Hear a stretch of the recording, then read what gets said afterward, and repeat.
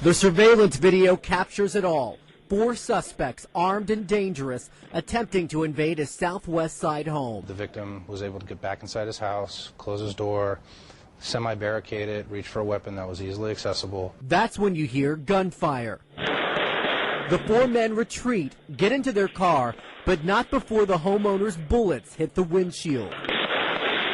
Pima County Sheriff's officials say the homeowner has surveillance cameras installed all around his house. And that was just for his own home security.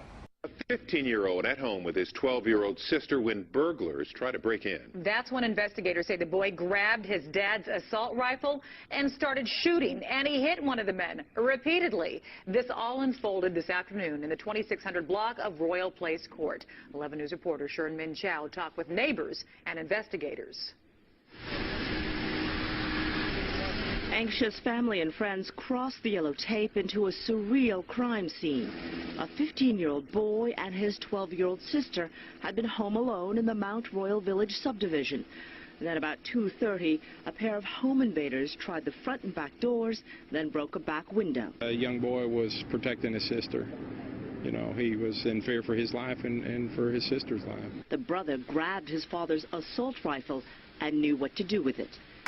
Gun control. This is something I've been very animated about all this year with all the various gun outrages, especially the appalling thing at the cinema in Colorado. Why is it that Americans, to me it seems, so many Americans cannot divorce their right to defend themselves with a gun to the apparent right to go and buy 6,000 rounds of ammunition, high-powered assault weapons, and go and murder Americans? Well, the best thing I can tell you, Piers, is this. Mexico has strict gun control. You cannot own a gun in Mexico, and they had 20,000 people dead last year in the drug cartel wars. But Mexico has a very particular problem involving drugs. I can cite you Britain, average... Well, let me just throw it back at you. In Britain, for example, an average of 35 people a year are murdered with guns. In Germany, it's about 40 to 50. France, the same. Spain, the same. Italy, there's a pattern here.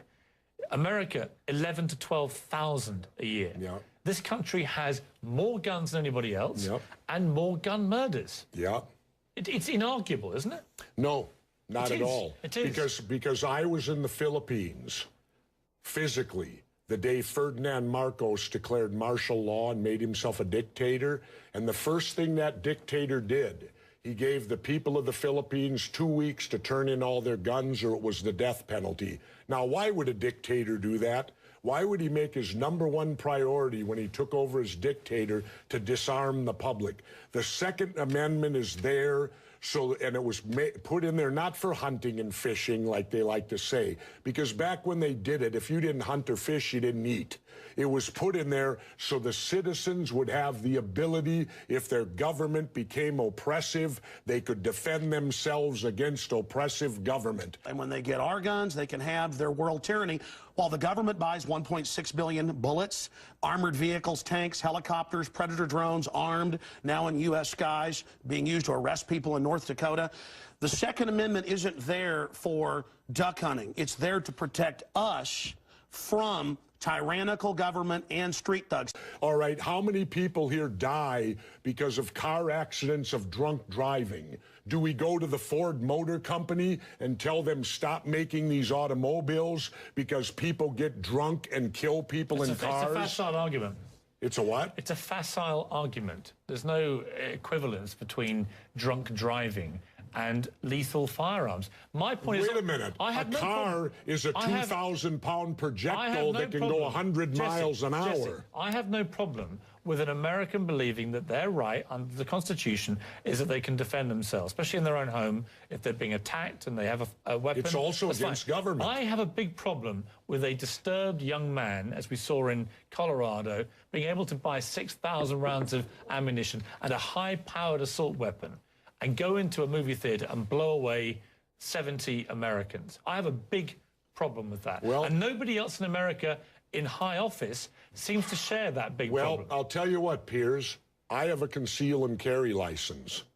Had I been in there, I would have taken this guy out before he could have killed that many people. It was just a normal day at the Palms Internet Cafe in Marion County. You can see the customers chatting and playing their games. But they were interrupted by these two men. Watch as deputies say Davis Dawkins and Dwayne Henderson come in and wave a gun, pointing it right at the customers asking for valuables. But just seconds later, someone steps in. Look at the right of your screen. A man running with a gun, firing at the suspects. From another angle, look at the guys in black clothing with masks. One with a gun, the other with a bat. You see them, and then you don't. The next time they come into view, one of them is diving on the ground. The man, 63-year-old Samuel Williams. He's right behind them, firing. They leave. Williams, calm as can be, locks the door and waits for police. When questioned by detectives, he said he was with his wife at that cafe and was afraid they were going to shoot someone. He told them he was scared. And you wonder, did he hit either of the guys? He sure did. Marion County detectives found them at the hospital, both with gunshot wounds. So there you go. Williams, however, will not be charged. Dawkins and Henderson, yeah, they are being charged with attempted robbery. Well, I think that, again... But because, let's remember, police can't stop crimes. Police show up after they're over. Remember that.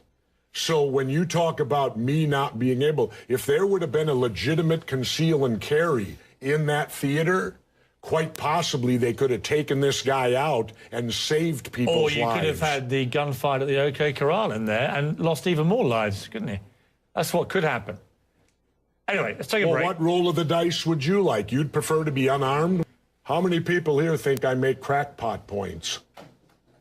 Yeah. One. How many think I make sensible points? I don't care what the justification is, that you are allowed in this country to own a semi-automatic weapon, much less a handgun. But what do you need a semi-automatic weapon for? The only reason I think you need it is, Pierce, challenge Alex Jones to a boxing match, show up with a semi-automatic that you got legally, and pop him. I'd love to see that. In uniform. I'll borrow my brother's uniform. We only have the problem in our cities and unhappily in our schools where people like you have been able to get laws put on the books that keep people from being able to defend themselves. I honestly don't understand why you would rather have people be victims of a crime than be able to defend themselves. It's incomprehensible. You're an unbelievably stupid man, aren't you? It seems to me that you're morally obtuse. You seem to prefer being a victim to being able to prevail over the criminal element. And I don't know why you want to be the criminal's friend. What a ridiculous argument. You have absolutely no coherent argument whatsoever. You don't give a damn, do you, about the gun murder rate in America? You don't actually care. All you care about... It seems to me that facts don't bother you, do they, Mr. Morgan? You would like to see... Facts don't seem to... They bounce right off of your head. Let's deal with some facts. You're speaking oblivious to what we do know is that when you go to an area in the United States where guns are freely available, readily able to be carried legally, there you find our lowest murder rates, lower than the murder rates in Europe. You go to our cities where we have cracked down on guns and people can't defend themselves, and that's where the criminals have a field day. How many? 80 people a day die in America from gunshots. And 75 of them to 78 of them, statistics by the Uniform Crime Report by the FBI and the UN study on violent crime, 78 of those 80 are let out of their cages by corrupt judges and prosecutors who know that recidivism is out of control, know that they'll commit the crimes again, and they let them walk through plea bargaining, early release, and programs. They still Kiss my ass. Yeah. Where you have the most armed citizens in America, you have the lowest violent crime rate. Where you have the worst gun control, you have the highest crime rate. Pierce, choose one. Do you want a lot of crime? We have it.